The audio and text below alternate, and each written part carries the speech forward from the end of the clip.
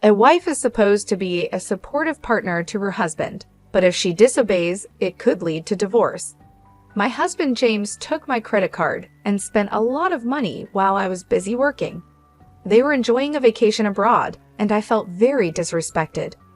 Angry and upset, I started thinking of a way to get back at him. My name is Karen Gillan, and I used to be a famous actress in the United States. I shone brightly in Hollywood, charming people all over the world and making news internationally. My fame was huge. I stopped being in the spotlight when I married James, who used to manage my career. He took great care of everything for me, from my health to my personal life. Now, we run several fashion stores together. I stepped away from fame when I was 23, even though I was very popular at the time. This decision caused a lot of media attention and disappointed my fans, who begged me not to leave. There were a lot of rumors and stories in the newspapers. Despite all this, James and I married happily, and everyone supported us. Just before I retired, I started my own fashion brand, and now James works for me in finance while I lead our business. Life seemed perfect, but recently James has been acting odd. He seems tired and down all the time. I asked him if something was wrong at work, knowing he tends to keep his problems to himself. I often checked on James because he's not the type to talk about his problems. He waits for me to help him out. Even though it was a bit hard for me, I didn't mind because he had dealt with my difficult situations in the past. I always appreciated his help more than I got annoyed. One day, James suddenly said, "I'm sick of just following your orders." His words surprised me. I had no idea he felt that way. James sometimes said harsh things when he was stressed from work. He tried to act strong there, so he probably felt he couldn't express his frustration anywhere else. I remembered how I used to snap at him when I was an actress, so I could understand his feelings. But still, his words shocked me, and I found myself shaking. I've been holding back. Karen is always busy, and I'm just there to support her, he continued. Even though James earns well, he's still an employee at our company, and I earn more than him. But I never thought that who earns more should matter in our marriage. His complaints really threw me off. Even when you come home, you're all about work. When we go shopping, you just buy whatever you want. How do you think that makes me feel? He said. Despite how things looked, he'd been very patient. Why can't you be more considerate? He asked, looking unhappy. Honestly, his words annoyed me. Our home is mostly supported by my income. His salary is for him to enjoy, and I've always seen that as my way of thanking him for all he has done and supported me with. There were times when he financially supported me when we had less. I wanted to make it up to him for all the personal time he gave up for me until I retired. It hurt to hear him sound so ungrateful. The things I buy are from the savings I manage. If anyone is making sacrifices, it's me. This thought made me angry. Karen, you're too free. I want more time off and to travel leisurely, James said. The salary's good since joining the company, but there's just no time.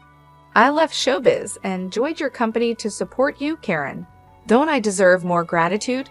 Stop putting your own time first and give me a break. When I retired from showbiz, James continued working as a manager. But once my business started doing well, he wanted to work with me.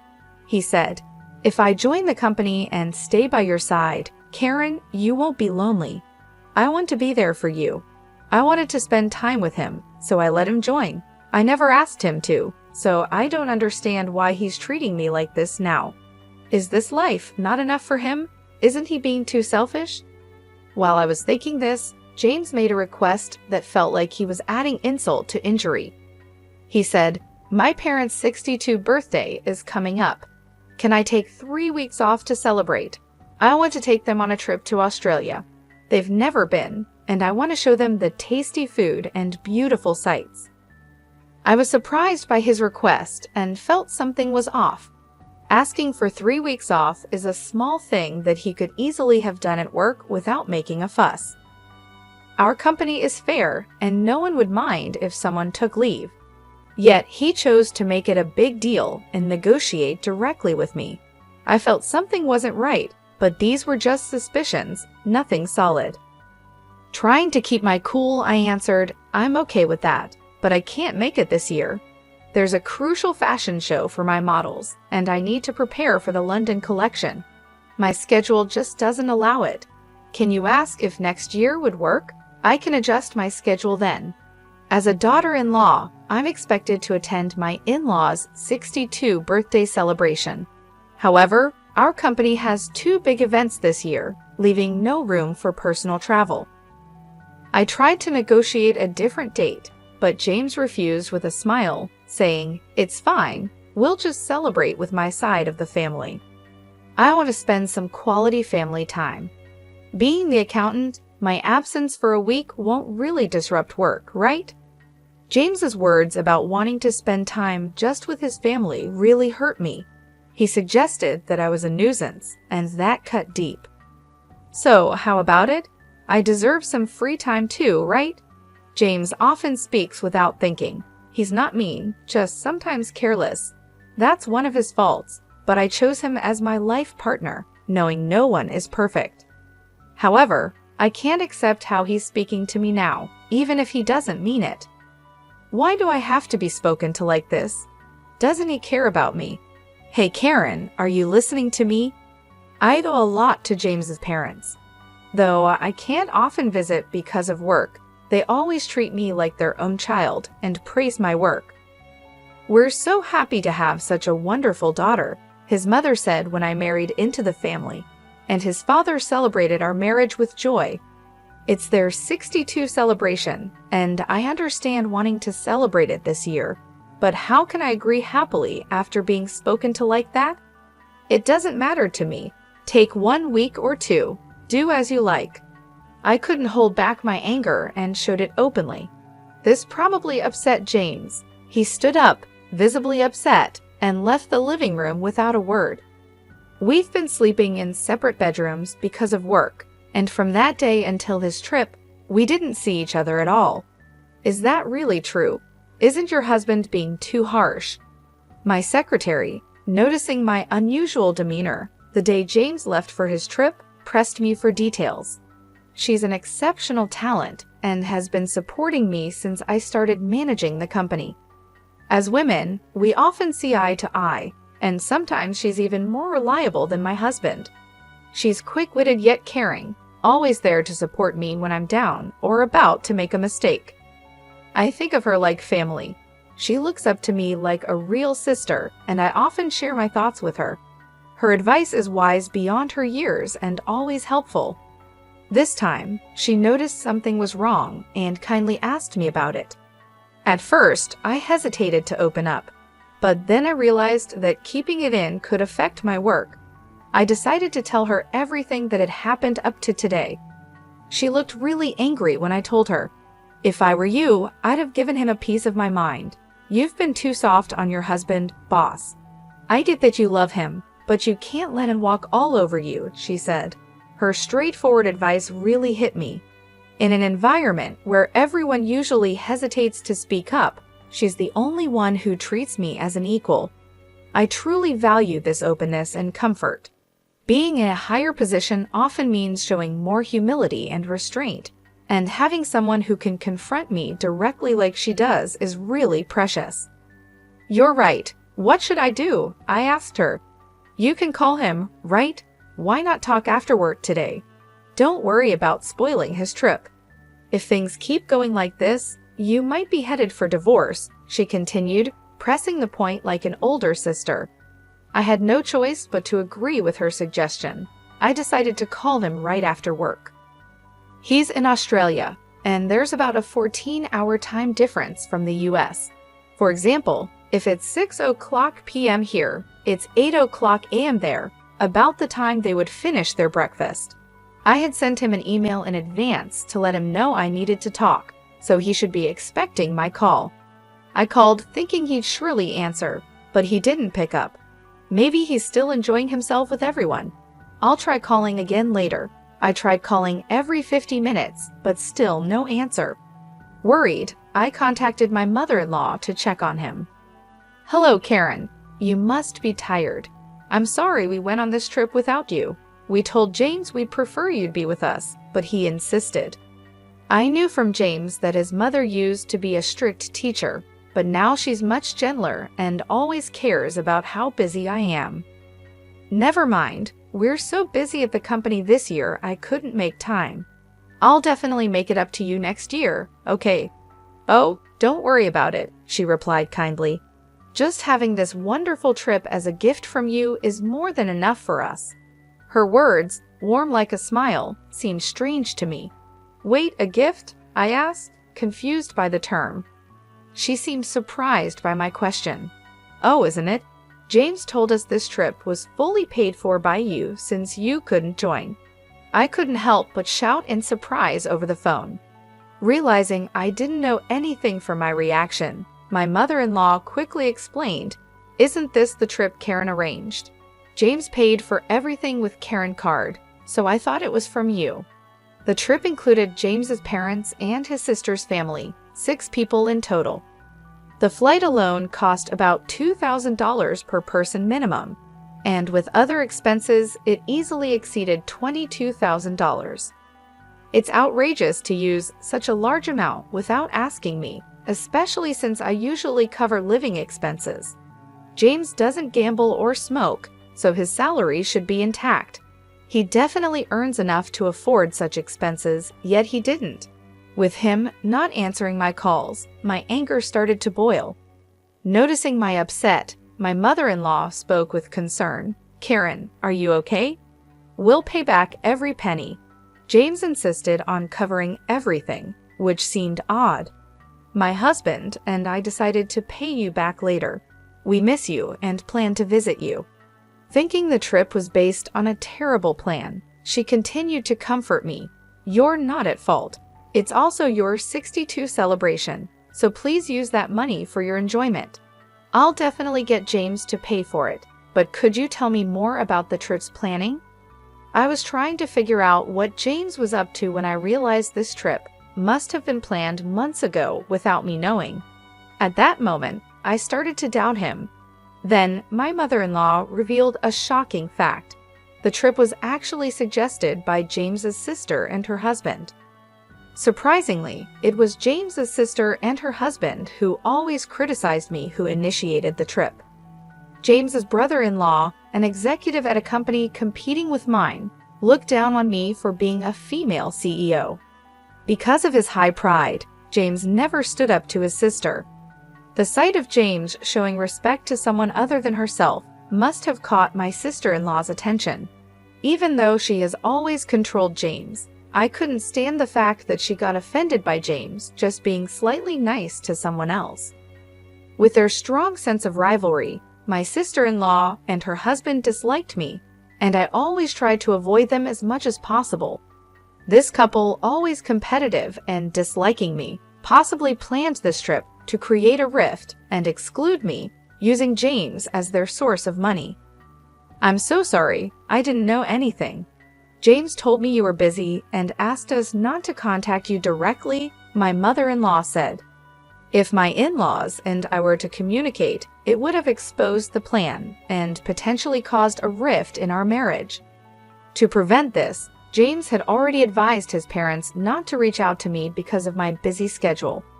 His words were absolute to them. They decided to follow his advice and planned to express their gratitude when they returned." "Karen, did you give James a card or something?" "He was paying with a gold card I've never seen before," my father-in-law asked suddenly. He must have been listening in, given his urgent tone. His question confirmed my suspicions the moment he mentioned the gold card. I checked my safe and found that the gold card he mentioned was missing. This card is crucial for our company and only James, and I knew the safe's password. I never thought James would steal from the company, but it was clear he had taken the card. As the finance manager, he could easily change the records. Realizing he was misusing company funds, my anger grew, and I told my in-laws what had happened. They turned pale with shock. "What should we do? Are we part of this theft? We'll go back with James immediately. We're as guilty as he is, even if we didn't know," my mother-in-law panicked. My father-in-law, who always takes his responsibilities seriously, agreed, "We'll accept our punishment once we're back." I shook my head, disagreeing. "No need for that. You were just tricked by James. You're not at fault, but I can't let James and his sister's family get away with this." "We don't need punishment, but could you help me with something?" I continued. "I ignored James' actions until now, and that's my fault. He's taken me for granted, thinking he can just apologize and get away with it. This isn't just a personal problem. It's about the company. We need to teach him a lesson." "All right, we'll do whatever we can to help," they responded. So we began planning how to get back at James. I was surprised by my own cleverness, but my love for James had turned into hatred and anger. Initially, my in-laws were hesitant about this harsh plan, but as parents, they finally decided to stand by me. Just as we were discussing this, James unexpectedly called. I ended the call with my in-laws and picked up James's call. "What's up? We're enjoying a family-only trip, so what's this important talk about?" James's sarcastic tone irritated me even more. "You took your time calling. Did you go a little wild, huh?" "No way, just having drinks at a nearby bar with Mom and Dad." This confirmed he was lying. I had just spoken to his parents, and there was no noisy bar sound in the background. Besides, they had no reason to lie to me. He was probably out causing trouble with his sister's family. His words cooled my feelings for him completely. "Oh really? By the way, James, you haven't been messing with the company's expenses, have you?" His attitude changed instantly at my unexpected question. "What's that all about?" His tone, usually lighthearted, turned dead serious. Was this his true nature? Seeing his attitude shift as if he now saw me as an enemy, I faced him with equal firmness. "Just checking, since there will be an audit at the company soon.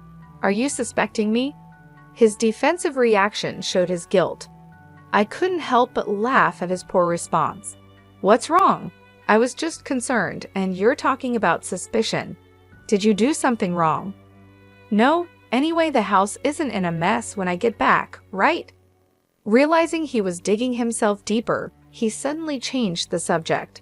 His actions only made him look more suspicious. I was almost impressed by his foolishness.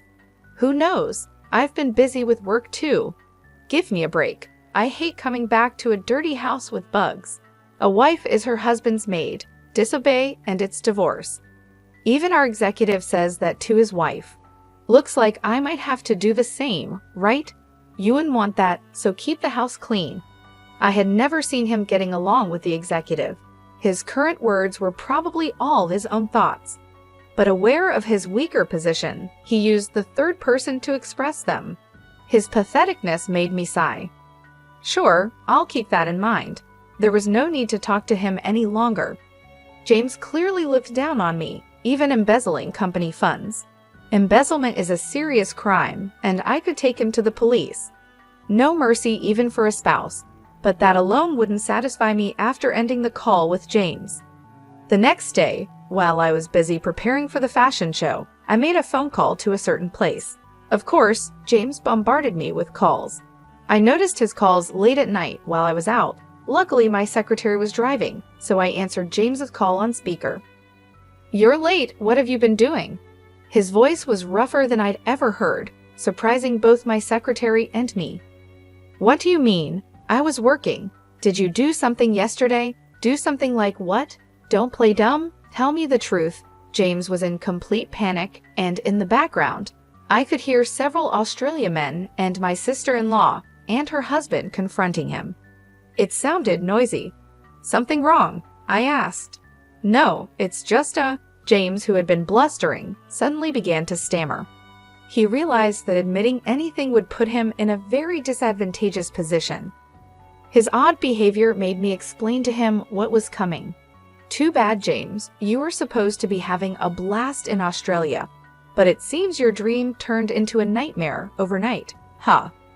But it's what you deserve for misusing someone else's money. You did something, didn't you?" As he reacted weirdly, I revealed what I had done the day before. I had contacted the president of the credit card company I was contracted with. Despite it being after hours, he agreed to help me due to our long-standing relationship. He immediately suspended the company's credit card. If a credit card is misused, the company doesn't have to pay the store, leaving the store at a loss. However, James had arranged to pay the entire bill at checkout. So with the card blocked, he couldn't pay and was now being interrogated by the hotel receptionists. James' mom and dad have already checked out. The taxi I reserved for them has left with them, so there's no one coming to pick you up, I said. My sister-in-law, who was cornered, bombarded James, asking what to do next. Hearing this, James panicked even more and directed his anger at me. How can you do this and think it's okay? Are you ready for a divorce? Go ahead. I'd rather not have a husband who steals from the company. I've already talked to a lawyer, and we're starting the divorce process, I told James. He was clearly shaken by my calm reaction. I've ignored so much of what you've done, James. There was a time when you supported my work and I was grateful, but I've reached my limit. My patience is gone, I continued. That can't be. James realized he was in a real crisis and let out a desperate cry. The receptionist kept demanding payment from James and his group, who were now trapped in despair. None of them spoke Australia and were relying on a guide to communicate. Hearing their situation, I suggested switching the call to me. No one there speaks Australia, right? Let me talk to them for you. You're going to help? James sounded relieved, thinking I had changed my mind. Without hesitation, he handed his phone to them. I spoke to the receptionists in Australia, explained the situation, and they understood quickly and seemed cooperative. To ease their worries, I also gave them my contact information, which my secretary noted down. After a friendly chat, they returned the phone to James. What happened? Did you sort it out? James asked. Yes, I've taken care of it. Now it's up to you guys. Really? You're a lifesaver, Karen. I love you, he said, then hurried off, apparently called by the receptionists. James, clueless, ended the call and followed them. Are you sure about this? It probably won't end well, my secretary asked. Perfect, right? It's ideal for them to see hell, I responded.